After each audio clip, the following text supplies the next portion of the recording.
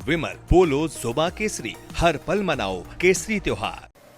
अब शिवम त्यागी ये कह रहे हैं कि भाई अमेरिका सहित दुनिया के किस देश में इलीगल इमिग्रेंट की नंबर्स रजिस्ट्रेशन होती है।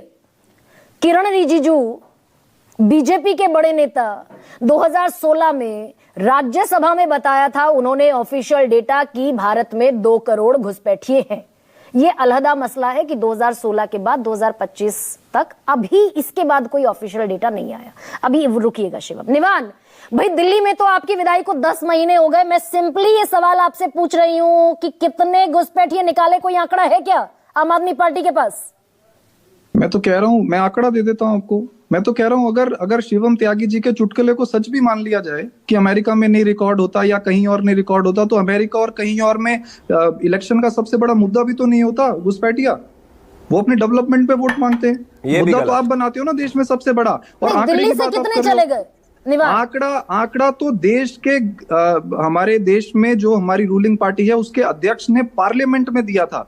जब अरविंद केजरीवाल जी की कॉन्स्टिट्यूएंसी में 50,000 वोट काटे गए थे, हमने उसका पूरा रिकॉर्ड इलेक्शन कमीशन को दिया था। और संजय सिंह जी ने पार्लियामेंट में सवाल पूछा था कि ये जो लोग वोट काटे जा रहे हैं, किस बिहाफ पे आप वोट काट रहे हैं? तो इनके अध्यक्ष जो तब थे जेपी नड्डा जी ने जवाब दिया था कि हम किसी भी नागरिक का वोट नहीं काट रहे, केवल और केवल घुसपैठियों का, रोहिंग्यास का वोट काट रहे हैं।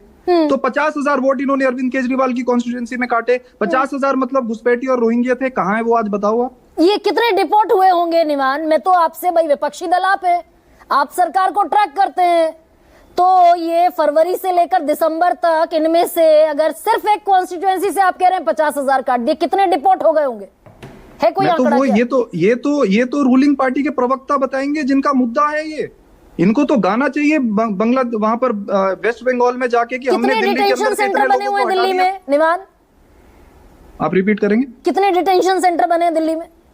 मैं आपको यही तो कह रहा हूँ, डिटेंशन सेंटर दिल्ली के अंदर जो ये क्लेम करते हैं बनाए हैं नहीं बनाए, मैं तो आपको एक इनके हरदीप पुरी जी का ट्वीट बता देता हूँ। डिटेंशन सेंटर तो छोड़ दीजिए आप, उन्होंने तो ये कहा कि हमने जो है बकरवाला में रोहिंग्यास के लिए और जो घुसपैठिया हैं उनके लिए फ्लैट्स बनाए हैं, हमने उनको बिजली दी है, हमने उनको पानी दिए हैं, हम उनको सुरक्षा देंगे, ये हमारी जिम्मेदारी है। नहीं है तो आप मुझे गलत प्रूफ कर दीजिए। मैं आपसे ये कह रहा हूं कि इनके बड़े से बड़े नेता माननीय प्रधानमंत्री जी बहुत बिजी रहते हैं, या तो वो चुनाव करते हैं या तो विदेश में होते हैं। ऐसी ही चुनाव रैलियों में उन्होंने दिल्ली में आम आदमी पार्टी के पास भी इस बात का कोई पुख्ता सबूत नहीं है कि दिल्ली से जिसमें घुसपैठियों के नाम पर चुनाव लड़ा, कितने भेज दिए 10 महीने? एक भी अगर ये बता दें, नो प्रूफ, अगर ये एक भी बता दें उन 50,000 की जो इन्होंने वोटर आईडी में से काटे थे, एक भी बता दें अगर। तो एक सेकंड, तौसीफ रहमान वेट कर रहे हैं। मलूक साहब कर दूंगा। हाँ बताइए, अच्छा क्लियर कीजिए मलूक साहब, कीजिए ना जी। देखिए 2400 किलोमीटर में 400 किलोमीटर फेंस नहीं होने दिया दिल्ली कांग्रेस ने, ममता सर दिल्ली बीएसएफ को ताकत दी। वो बोलने दो। ना सर, ऐसे नहीं सर, ऐसे नहीं, रुकिए, इस पर आइएगा। पहले दिल्ली में तो चुनाव लड़ लिया आपने, बंगाल में तो लड़ने वाले हैं। दिल्ली में कितने भेज दिए दिल्ली से? क्लियर कर रहा हूँ ना उसको भी, प्लीज। अरे क्लियर कर रहा हूँ ना, ये इनको जितने भी बैठे हैं कोई सदन में, आप कौन कौन रहे, मैं कहूँगा बुरा लगेगा। क्लियर कर, 2 कानून थे, एक CAA और एक NRC। CAA कानून अलग था, गुमराह करा पूरा देश को, जैसे अब गुमराह कर रहे हैं। NRC आया नहीं है। चुनाव आयोग का काम घुसपैठिए ढूंढना नहीं है। जब NRC लागू होगा देश में, वो जो 58 लाख कट रहे हैं, कहीं 1.5 करोड़ कट रहे हैं, ये सब NRC के टाइम पर निकल के आ जाएंगे। उनके लिए डिटेंशन सेंटर बन रहे हैं। आप दरअसल मुझे मलूक साहब, मैं तो एक सेकंड, मलूक साहब मुझे थोड़ा सा सवाल पूछने की आप अनुमति दे दीजिए। आप तो दरअसल आगे की बात कह रहे हैं, CAA NRC। मैं आपसे ये पूछ रही हूं, दिल्ली में चुनाव जीतने के बाद रेखा गुप्ता ने दुर्गा फोर्स बनाई, एक आधार कार्ड की चेकिंग हुई, पहचान पत्रों की चेकिंग हुई, यहां तक कि बैंक अकाउंट्स की चेकिंग हुई। तो कितने डिटेंशन सेंटर में पकड़े गए, पकड़कर लाए गए और कितने वापस भेज दिए? बहुत छोटा सा सवाल है सर।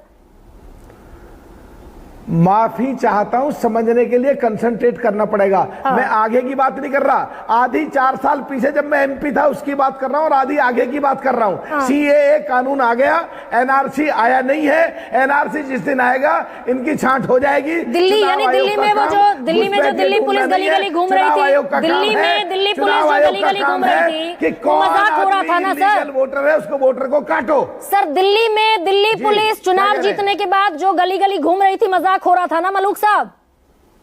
डेटा पूछ रही हूं आपसे।